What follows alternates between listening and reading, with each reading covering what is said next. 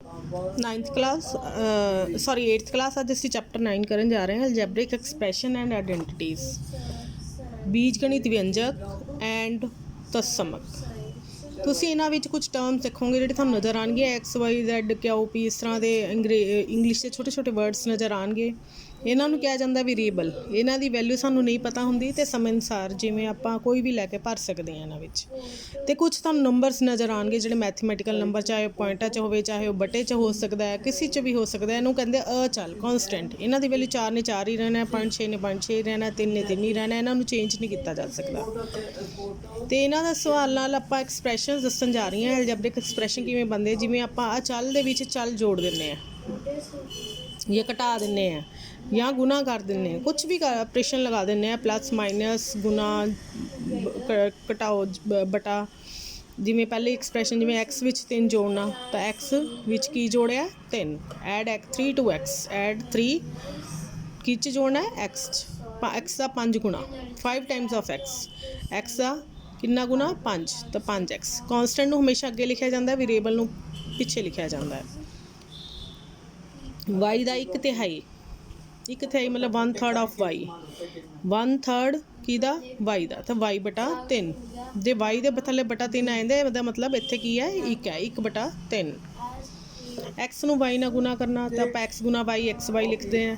Y ਨੂੰ ਆਪਣੇ ਆਪ ਨਾਲ ਗੁਣਾ ਕਰਨਾ, ਵਾਈ ਨੂੰ ਆਪਣੇ ਆਪ ਨਾਲ ਗੁਣਾ ਕਰਨਾ, ਮਲਟੀਪਲਾਈ ਵਾਈ ਵਿਦ ਵਾਈ ਤਾਂ ਵਾਈ ਗੁਣਾ ਵਾਈ। ਹੁਣ ਇਹਨਾਂ ਵਿੱਚ ਕੀ ਫ਼ਰਕ ਹੈ ਦੇਖੋ, ਵਾਈ ਗੁਣਾ ਵਾਈ, ਵਾਈ ਦੇ ਸਿਰ ਦੇ ਉੱਤੇ ਘਾਤ 2 ਆ ਜਾਂਦੀ ਹੈ, ਐਕਸਪੋਨੈਂਟ 2 ਹੈ। ਅਤੇ ਜੇ ਵਾਈ 'ਚ ਜੋੜਿਆ ਜਾਵੇ ਤਾਂ 2y ਬਣ ਜਾਂਦਾ। ਇਸ ਚੀਜ਼ ਦਾ ਖਾਸ ਖਿਆਲ ਰੱਖਿਆ ਜਾਵੇ ਕਿ ਜੇਕਰ ਆਪਾਂ 2 ਸੇਮ ਰਕਮਾਂ ਨੂੰ ਜਮ੍ਹਾਂ ਕਰਦੇ ਹਾਂ ਤਾਂ ਉਹ ਜੁੜ ਜਾਂਦੀਆਂ। ਜੇ ਵਿਚਕਾਰ ਉਹਨਾਂ ਦਾ ਕੋਈ ਗੁਣਾ ਦਾ ਨਿਸ਼ਾਨ ਹੁੰਦਾ ਹੈ ਤਾਂ ਉਹਨਾਂ ਦੀ ਘਾਤ ਚੇਂਜ ਹੁੰਦੀ ਹੈ। Is it okay. ਇਹ ਚੀਜ਼ਾਂ ਦਾ ਕੁਛ ਬੇਸਿਕ ਚੀਜ਼ਾਂ ਸੀ ਜਿਹੜੀ ਇਹਦੇ ਵਿੱਚ ਨੇ ਤੁਹਾਨੂੰ ਦੱਸੀਆਂ ਨੇ। ਇਸੇ ਵਿੱਚ ਹੀ ਐਕਸ ਗੁਣਾ ਐਕਸ ਗੁਣਾ ਐਕਸ, ਐਕਸ ਦੀ ਘਾਤ 3 ਅਤੇ ਐਕਸ ਜਮਾ ਐਕਸ ਕਿੰਨਾ ਹੋ ਗਿਆ 3x। ਤਾਂ ਮਤਲਬ ਦੇਖਿਆ ਜਾਵੇ ਤਾਂ ਐਕਸ ਨੂੰ 3 ਵਾਰ ਗੁਣਾ ਕਰਨਾ ਹੈ ਤਾਂ ਐਕਸ ਮਤਲਬ ਦੀ ਘਾਤ 3 ਅਤੇ ਐਕਸ ਜਮ੍ਹਾਂ ਕੀਤੀ ਜਾਵੇ ਤਾਂ 3x। Find out the monomials binomial and trinomials. 9 point ਦੇ ਸਵਾਲ ਦੇ ਵਿੱਚ ਪਤਾ ਕਰੋ ਵਿਅੰਜਕ ਕਿਹੜੀ ਇੱਕ ਪਦੀ ਹੈ, 2 ਪਦੀ ਹੈ ਜਾਂ 3 ਪਦੀ। ਜਿਹੜੀ ਵਿਅੰਜਕ ਜਿਹੜੀ ਟਰਮ ਪਲੱਸ ਜਾਂ ਮਾਈਨਸ ਤੋਂ ਅਲੱਗ ਹੋਈ ਹੋਵੇ, ਪਲੱਸ ਜਾਂ ਮਾਈਨਸ ਦੇ ਨਿਸ਼ਾਨ ਨਾਲ ਉਹਦੀ ਅਲੱਗ ਟਰਮ ਬਣ ਜਾਂਦੀ ਹੈ। ਜਿਵੇਂ ਕਿ ਇਹ 2 ਪਦੀ ਹੈ, ਇੱਕ ਟਰਮ ਆਹ ਇੱਕ -3xy, ਕਿਉਂਕਿ ਇਹਨਾਂ ਵਿੱਚ ਇਹ ਦੋਨੋਂ ਟਰਮਸ ਕਿਤੋਂ ਅਲੱਗ ਹੋਈਆਂ ਨੇ ਮਾਈਨਸ ਤੋਂ। Is it okay. Binomial 2 terms ਇਹਦੀਆਂ ਮੈਂ ਅਲੱਗ-ਅਲੱਗ ਲਿਖ ਲਈਆਂ ਨੇ। ਇਸੇ ਤਰ੍ਹਾਂ 1 + x + x² ਇਹ ਟਰਾਈਨੋਮੀਅਲ ਹੈ, 3 ਪਦੀ ਹੈ। 1, ਦੂਜੀ ਟਰਮ +x ਨਿਸ਼ਾਨਾ ਨਾਲ ਇੰਕਲੂਡ ਕਰਨਾ +x²। ਇਸੇ ਤਰ੍ਹਾਂ 9x² yz ਇੱਕੋ ਹੀ ਟਰਮ ਹੈ, ਇਹਨਾਂ ਵਿੱਚ ਕੋਈ ਪਲੱਸ ਮਾਈਨਸ ਦਾ ਨਿਸ਼ਾਨ ਨਹੀਂ ਹੈ, ਇੱਕ ਪਦੀ ਮੋਨੋਮੀਅਲ ਹੈ 9x² yz। ਹੁਣ write the coefficient of expression. ਵਿਅੰਜਕਾਂ ਦੇ ਗੁਣਾਂਕ ਲਿਖੋ। ਗੁਣਾਂਕ ਕੀ ਹੁੰਦੇ ਆ ਕਿ ਵਿਅੰਜਕਾਂ ਦੇ ਨਾਲ ਜਿਹੜੇ ਚੱਲ ਨੇ, ਚੱਲ ਟਰਮਸ ਇਹਨਾਂ ਨਾਲ ਕੀ ਗੁਣਾ ਹੋਇਆ। ਜਿਵੇਂ ਇਹਦੇ ਵਿੱਚ ਚੱਲ ਟਰਮਸ x y z ਨੇ, ਇਹਨਾਂ ਦੇ ਨਾਲ ਕੀ ਗੁਣਾ ਹੋਇਆ 9 ਤਾਂ ਇਹਦਾ ਕੋਐਫੀਸ਼ੀਐਂਟ ਕੀ ਹੋਏਗਾ 9। ਇਸੇ ਤਰ੍ਹਾਂ ਹੀ ਜਿਵੇਂ ਆਹ ਵਿਅੰਜਕ ਦਿੱਤਾ ਹੋਇਆ ਤੁਹਾਨੂੰ ਪੂਰਾ 5xyz² ਜਿਵੇਂ ਇਹਦਾ ਹੀ ਹੈ -3xy। ਇਹਦੇ ਵਿੱਚ ਟਰਮਸ ਕਿਹੜੀਆਂ ਨੇ ਦੇਖੋ x y z, ਇਹ ਤਿੰਨੇ ਹੀ ਚੱਲ ਨੇ, ਵੇਰੀਏਬਲਸ ਨੇ। ਇਹਨਾਂ ਨੂੰ ਚੱਲ ਕਹਿੰਦੇ ਵੇਰੀਏਬਲਸ, ਜਿਨ੍ਹਾਂ ਦੀ ਵੈਲਿਊ ਸਾਨੂੰ ਨਹੀਂ ਪਤਾ। ਉਹਦੇ ਨਾਲ ਕੀ ਗੁਣਾ ਹੋਇਆ ਕੌਨਸਟੈਂਟ ਟਰਮ 5 ਤਾਂ ਗੁਣਾਂਕ ਕੀ ਹੈ ਕੋਐਫੀਸ਼ੀਐਂਟ ਕੀ ਹੈ 5 ਕੋਐਫੀਸ਼ੀਐਂਟ। ਇਸੇ ਤਰ੍ਹਾਂ -3xy ਦੇ ਵਿੱਚ ਕੋਐਫੀਸ਼ੀਐਂਟ ਕਿੰਨਾ ਹੋਇਆ -3। ਨਿਸ਼ਾਨ ਨੂੰ ਨਹੀਂ ਭੁੱਲਣਾ, -3 xy ਤਾਂ ਵੇਰੀਏਬਲ ਹੈ। ਇਸੇ ਤਰ੍ਹਾਂ ਹੀ 1 + 1x + x²। ਹੁਣ ਇਹ x ਦੇ ਅੱਗੇ ਕੁਛ ਨਹੀਂ ਸੀ ਤਾਂ 1 ਲਗਾ ਦਿਓ, x² ਦੇ ਅੱਗੇ ਵੀ ਕੁਛ ਨਹੀਂ ਸੀ ਤਾਂ ਮੈਂ 1 ਲਗਾ ਤਾ ਤਾਂ ਇਹਦੇ ਵਿੱਚ ਕੋਐਫੀਸ਼ੀਐਂਟ 1, x ਦਾ ਕੋਐਫੀਸ਼ੀਐਂਟ 1, x² ਦਾ ਕੋਐਫੀਸ਼ੀਐਂਟ 1। ਅਤੇ ਇਹਦਾ ਮਤਲਬ ਇੱਥੇ x ਦੀ ਘਾਤ 0 ਹੋ ਗਈ। x ਦੀ ਘਾਤ 0 ਦਾ ਮਤਲਬ 1 ਹੈ ਤਾਂ 1 ਗੁਣਾ 1 1 ਰਹਿ ਗਿਆ। Is it okay. ਤਾਂ ਆਪਾਂ ਦੇਖਣਾ ਕਿ ਇਹ ਵੇਰੀਏਬਲ ਟਰਮਸ ਨਾਲ ਕੀ ਗੁਣਾ ਹੋਇਆ ਅਤੇ ਇਹਨੂੰ ਕਹਿੰਦੇ ਹੈ ਵਿਅੰਜਕਾਂ ਦੇ ਗੁਣਾਂਕ। ਹੁਣ ਦੇਖੋ ਅਗਲਾ ਸਮ x/2 + y/2 -xy ਦਾ ਗੁਣਾਂਕ ਲਿਖੋ। Right the coefficient of expression x/2 + y/2 -xy। ਤਾਂ ਇਹਦੇ ਵਿੱਚ ਤੁਸੀਂ ਦੇਖੋਗੇ बड़े आराम नाल पहले टर्म लिख ली है।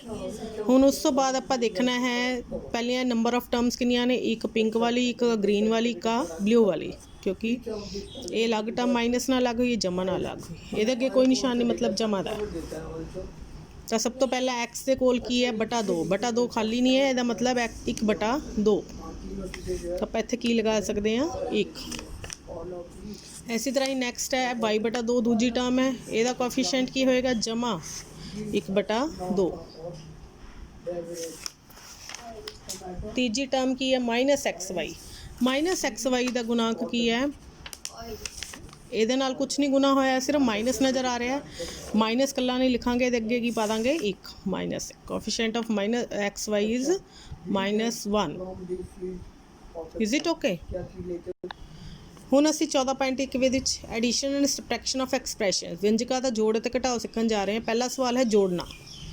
ਤੁਹਾਨੂੰ ਇੱਦਾਂ ਟਰਮ ਦਿੱਤੀ ਹੋਏਗੀ A B minus B C, ये सारियां चल ने वेरीएबल्स ने जिन्हों की वैल्यू सानू नहीं पता, कॉमा पा के दूसरी टर्म, कॉमा पा के तीसरी टर्म दी होगी। हुण इन्हां दे ऑपरेशन किहड़ा लगाना असी ऐड, जिथे जिथे बेटे थानू कॉमा नज़र आ रहा उत्थे उत्थे तुसीं प्लस पा देना। नैक्सट टर्म दे विच मैं की कीता, रकम सेम लिख ली, इहदी थां ते कॉमा पा लिया ते कॉमा से भी लिख लिया। हुण मैं की कीता, इस दे विचों जिहड़ियां रकमां सेम नज़र आ रही सी, ए ते बी, दो रकमां ने ए ते बी वाली दे थल्ले सेम ब्राउन कलर का निशान पा लिया। इसी तरह ही इन्हां दोनों नूं लिख लिया। उस तरह B C minus B C जमा बी सी, दोनों थल्ले पिंक निशान है क्योंकि ये सेम टर्म्स ने। इसी तरह ही सी ए ते माइनस सी ए प्लस सी ए दे थल्ले रैड निशान पाया क्योंकि दोनों टर्म्स सेम ने। तो मैं इन्हां नूं की कीता, इकट्ठा करके लिख लिया, ए बी ग्रीन वाला ते आ minus A B blue colour का, माइनस बी सी ग्रीन वाला ते प्लस बी सी ऑरेंज वाला, माइनस सी ए ऑरेंज वाला ते प्लस सी ए ब्लू वाला। हुण इन्हां अगे देखा एक प्लस है एक माइनस वाली, रकम सेम है पर प्लस ते माइनस है कट गए। इसी तरह माइनस ते प्लस वाली इकट्ठियां आ गई, ये भी कट गए। इसी तरह माइनस ए बी ते प्लस ए बी भी आ गए, ये भी कट गए। तो आंसर की बच गया, कुछ नहीं बचा, 0। क्योंकि जेड़े रकमां सेम होण उन्हां अगे निशान उल्ट होण तो वो खत्म हो जाते ने, घट जांदियां ने।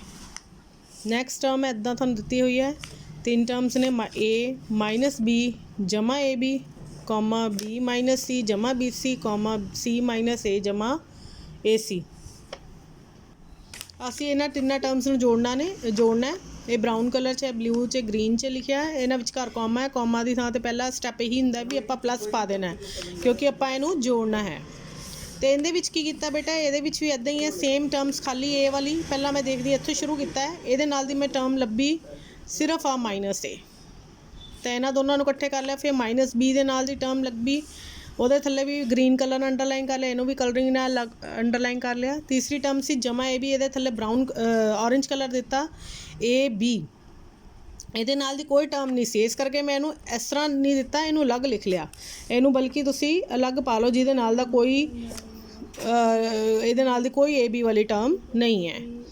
उस तो बाद ए दे थां दी लभ चुकी है, बी दे थां दी लभ चुकी है आपां नूं, तो ए बी दे थां दी कोई नहीं है। उस तो बाद बी हो चुका है, थल्ले अंडरलाइन है। नैक्सट है माइनस सी दे नाल दी माइनस सी जमा सी है, दोनों थल्ले सेम निशान पा लिया।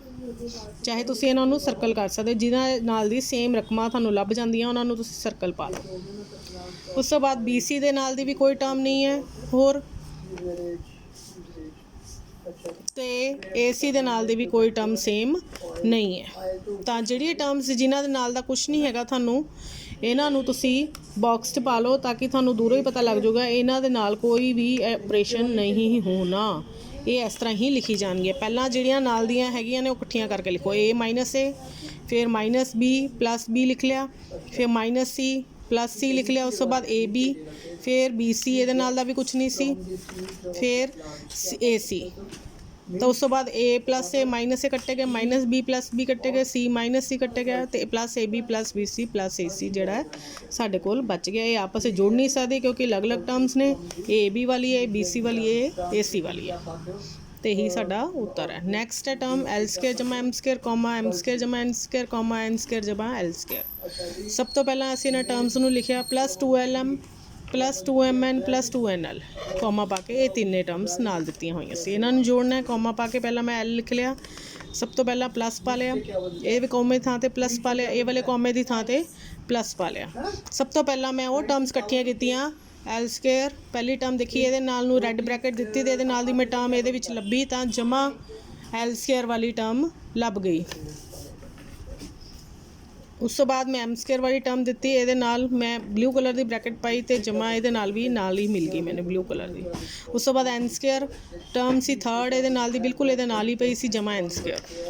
तो उस तो बाद इन्हां तिन्नां दे नाल दा कुछ भी टर्म्स नहीं है एज इट इज़ लिखिया जाएगियां। मैं इकट्ठियां टर्म्स जी इकट्ठियां कर लियां प्लस एल स्केयर जमा ग्रीन वाला L square, M square blue वाला तो ब्राउन वाला एम स्केयर तो एन स्केयर जमा ग्रीन वाला एन स्केयर जमा ये रकम एज इट इज़ ही लिखी जा रही है। तो उत्तर क्या आएगा एल स्केयर जमा एक एल स्केयर, दोनों जमा हो रही ने, निशान नहीं उल्ट है उन दोनों को। एक एल स्केयर जमा एक एल स्केयर, दो एल स्केयर, एक एम स्केयर जमा एक एम स्केयर, आ वाला दो एम स्केयर हो गए, एन स्केयर भी दो बारी तो दो एन स्केयर जमा ये वाली रकमां कलियां ही पईयां सी इस तरह ही लिख दित्तियां। ये कोई भी सारी टर्म्स ये डिफरेंट ने, ये एल स्केयर वाली, एम स्केयर वाली, एन स्केयर वाली, एल एम वाली, ए एम एन वाली, ए एन एल वाली, इस करके कुछ भी आपस जुड़ नहीं सकदियां। इन्हां नूं इत्थे ही छड्ड देना, यही साडा उत्तर है। आई थिंक मैनूं पूरी उम्मीद है तुहानूं ये सवाल समझ आ रहे होणगे, ये बड़े ही ईजी सवाल ने। नैक्सट असीं घटाना सीखना है, सबट्रैक्ट किनू सबट्रैक्ट करना 4a - 7ab + 3b + 12 जिहड़ी ब्लू कलर च लिखी है फ्रॉम किचों घटाउणा है 12a - 9ab + 5b - 3। ਤਾਂ ਇਹਦੇ ਵਿੱਚ ਪੰਜਾਬੀ ਮੀਡੀਅਮ ਸਟੇਟਮੈਂਟ ਐਸਾ ਲਿਖਿਆ ਆਏਗੀ ਕਿ ਇਹ ਸਟੇਟਮੈਂਟ ਇਸ ਰਕਮ ਨੂੰ ਇਹਦੇ ਵਿੱਚੋਂ ਘਟਾਓ। ਜਿਵੇਂ ਆਪਾਂ 10 ਵਿੱਚੋਂ 5 ਨੂੰ ਘਟਾਓ ਤਾਂ 10 - 5 ਲਿਖਦੇ ਹਾਂ। ਇਸੇ ਤਰ੍ਹਾਂ ਹੀ ਇਹਨੂੰ ਮੰਨ ਲਓ ਇਹ 10 ਹੈ, ਪੂਰੀ ਬਲੂ ਰਕਮ 10 ਨੂੰ 5 ਵਿੱਚੋਂ ਘਟਾਓ ਤਾਂ ਇਸ ਰਕਮ ਨੂੰ ਅਸੀਂ ਘਟਾਉਣਾ ਹੈ ਬਲੂ ਵਾਲੀ ਨੂੰ ਰੈੱਡ ਵਾਲੀ ਵਿੱਚੋਂ। ਤਾਂ ਸਭ ਤੋਂ ਪਹਿਲਾਂ ਜਿਹੜੀ ਟਰਮ ਨੂੰ ਅਸੀਂ ਘਟਾਉਣਾ ਹੈ ਉਹਨੂੰ ਪਿੱਛੇ ਲਿਖਣਾ ਹੈ, ਪਹਿਲਾਂ ਰੈੱਡ ਵਾਲੀ ਲਿਖੀ ਜਾਏਗੀ ਜਿਹਦੇ ਵਿੱਚੋਂ ਅਸੀਂ ਕੁਝ ਘਟਾਉਣਾ ਹੈ। ਤਾਂ ਇਹ ਰਕਮ ਮਾਈਨਸ ਬ੍ਰੈਕਟ 'ਚ ਪਾ ਕੇ ਇਹ ਪੂਰੀ ਰਕਮ ਲਿਖ ਦੇਣੀ ਹੈ। ਇਹ ਪੂਰੀ ਰਕਮ ਵਿੱਚੋਂ ਅਸੀਂ ਘਟਾਉਣਾ ਹੈ ਕਿਹਨੂੰ, ਇਹਨੂੰ ਘਟਾਉਣਾ ਹੈ। ਇਸ ਚੀਜ਼ ਸਮਝ ਲਈ ਬਸ ਸਾਨੂੰ ਇਹ ਸਾਰਾ ਸਵਾਲ ਸਮਝ ਆ ਗਿਆ। ਜਦੋਂ ਅਸੀਂ ਬ੍ਰੈਕਟ ਤੇ ਮਾਈਨਸ ਪਾ ਕੇ ਬ੍ਰੈਕਟ ਦੇ ਵਿੱਚ ਸਾਰੀ ਰਕਮ ਲਿਖ ਦੇਣੀ ਹੈ ਪਿਛਲੀ। ਹੁਣ ਜਦੋਂ ਅਸੀਂ ਬ੍ਰੈਕਟ ਖੋਲ੍ਹਣੀ ਹੈ ਪਹਿਲੀ ਰਕਮ ਨੂੰ ਬਿਲਕੁਲ ਨਹੀਂ ਛੇੜਨਾ, ਇੱਦਾਂ ਹੀ ਲਿਖੀ ਜਾਏਗੀ ਐਜ਼ ਇਟ ਇਜ਼। ਉਸ ਤੋਂ ਬਾਅਦ ਸਾਰੀ ਰਕਮਾਂ ਦੇ ਬ੍ਰੈਕਟ ਦੇ ਬਾਹਰ ਜੇਕਰ ਮਾਈਨਸ ਦਾ ਨਿਸ਼ਾਨ ਹੈ ਕੋਈ ਰਕਮ ਵੀ ਨਹੀਂ ਹੈਗੀ ਤਾਂ ਸਾਰਿਆਂ ਦੇ ਨਿਸ਼ਾਨ ਉਲਟ ਹੋ ਗਏ, ਪਲੱਸ ਦਾ ਮਾਈਨਸ, ਮਾਈਨਸ ਦਾ ਪਲੱਸ, ਪਲੱਸ ਦਾ ਮਾਈਨਸ, ਪਲੱਸ ਦਾ ਮਾਈਨਸ ਬਣ ਗਿਆ। ਸਾਰੀ ਰਕਮ ਦੇ ਨਿਸ਼ਾਨ ਉਲਟ ਕਰ ਦੇਣੇ ਆ। ਫਿਰ ਸੇਮ ਟਰਮਸ ਇਕੱਠੀਆਂ ਕਰਨੀਆਂ ਨੇ। ਦੇਖੋ ਫਿਰ ਮੈਨੂੰ ਏ ਵਾਲੀ ਦੇ ਨਾਲ ਏ ਵਾਲੀ ਲੱਭ ਗਈ, ਫਿਰ ਏ ਬੀ ਵਾਲੀ ਦੇ ਨਾਲ ਏ ਬੀ ਵਾਲੀ ਲੱਭ ਗਈ, ਫਿਰ ਬੀ ਵਾਲੀ ਦੇ ਨਾਲ ਬੀ ਵਾਲੀ ਲੱਭ ਗਈ। ਦੇਖੋ ਇਹਨਾਂ ਥੱਲੇ ਮੈਂ ਸੇਮ ਨਿਸ਼ਾਨ ਪਾਏ ਹੋਏ ਆ। ਉਸ ਤੋਂ ਬਾਅਦ -3 ਤੇ ਬਿਨਾਂ ਏ ਬੀ ਵਾਲੀ ਆ ਵਾਲੀ ਦੋ ਟਰਮਸ ਨੇ। ਤਾਂ ਸਭ ਤੋਂ ਪਹਿਲਾਂ ਇਹਨਾਂ ਨੂੰ ਇਕੱਠਾ ਕੀਤਾ 12a -4a -9ab ਨਿਸ਼ਾਨ ਵੀ ਨਾਲ ਹੀ ਲੈਣਾ ਹੈ। -9ab ਜਮਾ 7ab ਅਤੇ ਉਸ ਤੋਂ ਬਾਅਦ 5b ਜਮਾ ਅਤੇ -3b -3 ਅਤੇ -12 ਜਿਨ੍ਹਾਂ ਕੋਲ ਕੁਛ ਨਹੀਂ ਹੈ, ਕੌਂਸਟੈਂਟਸ ਨੇ। ਤਾਂ ਇੱਕ ਦੇ ਅੱਗੇ ਜਮਾ ਹੈ, ਇੱਕ ਦੇ ਅੱਗੇ ਘਟਾਓ ਕਰ ਦਿੱਤੀ ਨਿਸ਼ਾਨ ਵੱਡੀ ਰਕਮ ਦੇ ਅੱਗੇ ਵਾਲਾ। ਇਸੇ ਤਰ੍ਹਾਂ ਹੀ ਪਿੱਛੇ ਏ ਲੱਗਣਾ ਹੀ ਲੱਗਣਾ। ਇਹ ਏ ਬੀ ਵਾਲੀ ਟਰਮ ਹੈ, ਏ ਬੀ ਪਹਿਲਾਂ ਹੀ ਲਿਖ ਲੈਣਾ। ਉਸ ਤੋਂ ਬਾਅਦ -9 ਜਮਾ 7, ਇੱਕ ਦੇ ਅੱਗੇ ਘਟਾਓ ਇੱਕ ਦੇ ਅੱਗੇ ਜਮਾ ਹੈ ਤਾਂ ਘਟਾਓ ਕਰ ਦੇਣੀ ਨਿਸ਼ਾਨ ਵੱਡੀ ਰਕਮ ਦੇ ਅੱਗੇ ਵਾਲਾ। ਇਸੇ ਤਰ੍ਹਾਂ ਹੀ ਇਹਦੇ ਵਿੱਚ ਬੀ ਵਾਲੀ ਟਰਮ ਹੈ, ਬੀ ਲਿਖ ਹੀ ਲੈਣਾ ਪਹਿਲਾਂ ਹੀ, +5 -3, ਇੱਕ ਦੇ ਅੱਗੇ ਜਮਾ ਹੈ ਇੱਕ ਦੇ ਅੱਗੇ ਘਟਾਓ ਕਰ ਦੇਣੀ ਨਿਸ਼ਾਨ ਵੱਡੀ ਰਕਮ ਦੇ ਅੱਗੇ ਵਾਲਾ। ਇਨ ਦੋਨਾਂ ਅੱਗੇ ਸੇਮ ਨਿਸ਼ਾਨ ਹੈ, ਇਹਨਾਂ ਨੂੰ ਜੋੜ ਦੇਣਾ, ਨਿਸ਼ਾਨ ਉਹੀ ਪਾਉਣਾ ਜਿਹੜਾ ਦੋਨਾਂ ਕੋਲ ਹੈ। Is it okay? ਅਤੇ ਸਾਰੀਆਂ ਟਰਮਸ ਡਿਫਰੈਂਟ ਨੇ। ਹੁਣ ਇੱਥੇ ਹੀ ਸਾਡਾ ਉੱਤਰ ਹੈ। ਇਹ ਲਾਸਟ ਸਮ ਇਸ ਐਕਸਰਸਾਈਜ਼ ਦਾ ਕਰਾਉਣ ਜਾ ਰਹੀ ਹੈ। ਇਹ ਟਰਮ ਨੂੰ ਘਟਾਉਣਾ ਹੈ ਵਿੱਚੋਂ, ਇਸ ਟਰਮ ਵਿੱਚੋਂ ਇਹ ਟਰਮ ਨੂੰ ਘਟਾਉਣਾ ਹੈ, ਪੂਰੀ ਟਰਮ ਨੂੰ, ਇੰਨੀ ਵੱਡੀ ਟਰਮ ਨੂੰ ਅਸੀਂ ਘਟਾਉਣਾ ਹੈ ਇਹਦੇ ਵਿੱਚੋਂ। ਤਾਂ ਤੁਸੀਂ ਦੇਖੋ ਮੈਂ ਪਹਿਲਾਂ ਹੀ ਜਦੋਂ ਰਕਮ ਲਿਖੀ ਮੈਂ ਅਲੱਗ-ਅਲੱਗ ਟਰਮਸ ਨੂੰ ਕਲਰ ਦਿੱਤਾ ਸੀ। ਉਸ ਤੋਂ ਬਾਅਦ ਨਾਲ ਹੀ ਮੈਂ ਸੇਮ ਟਰਮ ਵਾਲੀਆਂ ਨੂੰ ਸੇਮ ਕਲਰ ਦਿੱਤਾ। ਜਿਵੇਂ ਪੀ ਸਕੇਅਰ ਕਿਊ ਵਾਲੀ ਇਹਦੇ ਵਿੱਚ ਰੈੱਡ ਦੀ ਸੀ ਤਾਂ ਇੱਥੇ ਪੀ ਸਕੇਅਰ ਕਿਊ ਵਾਲੀ ਜਿਹੜੀ ਮੈਨੂੰ ਦਿਖੀ ਉਦੋਂ ਮੈਂ ਰੈੱਡ ਕਲਰ ਦਿੱਤਾ। ਤਾਂ ਸਭ ਤੋਂ ਪਹਿਲਾਂ ਤੁਸੀਂ ਕਿਹਨੂੰ ਘਟਾਉਣਾ ਹੈ, ਇਹਨੂੰ ਪਿੱਛੇ ਲਿਖਾਂਗੇ, ਇਹਨੂੰ ਅੱਗੇ ਲਿਖਾਂਗੇ। ਮੈਂ ਟਰਮ ਲਿਖੀ ਅਗਲੇ ਸਟੈਪ ਦੇ ਵਿੱਚ 18 -3p -11 ਕਿਊ -2p ਕਿਊ ਸਕੇਅਰ ਜਮਾ 5p ਸਕੇਅਰ ਕਿਊ। ਕਿਹਨੂੰ ਘਟਾਉਣਾ ਹੈ, ਘਟਾਉਣ ਦਾ ਨਿਸ਼ਾਨ ਪਾਤਾ ब्रैकेट शुरू किहड़ी टर्म नूं घटाना उपर वाली सारी नूं ये मैं उपर वाली सारी टर्म लिखती 4pq square minus 3pq plus 5pq minus 8p 7p minus 10 ठीक है। हुण जदों असीं इहनूं घटाना है तां हुण आपां ये वाली टर्म पहलां वाली सारी लिख देनी एज इट इज़।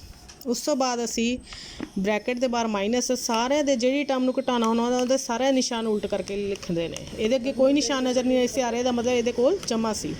जमा का की बनाता माइनस, माइनस का की बनाता जमा, जमा का की बनाता माइनस, माइनस का की बनाता जमा, जमा का की बनाता माइनस ते माइनस का की बनाता जमा। मतलब जिहड़ी टर्म नूं घटाना हो उहनां सारे दे निशान उल्ट करके लिख देने ने। फिर सेम कलर वालियां इकट्ठियां कर लियां बिना वेरिएबल वालियां। उस तो बाद पी वाली नज़र आई ऑरेंज कलर दी, ऑरेंज कलर दी नाल दी सेम इच भी ऑरेंज कलर दी पई सी, ब्लू वाली ब्लू दे नाल, ग्रीन वाली ग्रीन दे नाल इकट्ठी कर ली पी क्यू वाली। फिर पी क्यू स्क्वेयर वाली ब्लू कलर च सी। ये दोनों टर्म सेम नहीं है, ध्यान रखना है। ये पी स्क्वेयर क्यू वाली है, पी दे सिर ते दो है, ये क्यू दे सिर ते उत्ते दो है, तो ब्लू वाली इकट्ठियां कर लिया। उस तो बाद सिंपल दोनों अगे जमा का निशान है, जमा निशान भी जमा का माइनस 3p जमा 8p पी लिख लिया, जमा 8 माइनस 3 तुहानूं दस्सिया ही है घटाओ कर देनी। दोनों अगे उल्ट निशान है, 3 अगे माइनस 8 अगे जमा है तो प्लस 5p। इसी तरह ही दोनों अगे सेम निशान है माइनस 18 क्यू, दोनों अगे सेम निशान है जमा 8p क्यू, दोनों अगे सेम निशान है 7p क्यू स्क्वायर, क्योंकि दोनों अगे माइनस है तो माइनस लगाता। इसी तरह ही ये जमा 5 माइनस 4, ਇਹਦਾ कितना उत्तर आएगा जमा 1 पी स्क्वेयर क्यू। मैनू पूरी उम्मीद है थानू ये सवाल जिहड़े है इस लैसन दे 14.1 कंप्लीट हो गई है, तो ये सवाल थानू जिहड़े समझ आ गए होंगे। Thank you.